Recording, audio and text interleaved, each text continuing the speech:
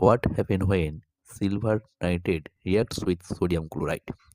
When silver nitrate, that is AgNO3, is mixed with solution of sodium chloride NaCl, then the ions of both the compounds get exchanged. Okay.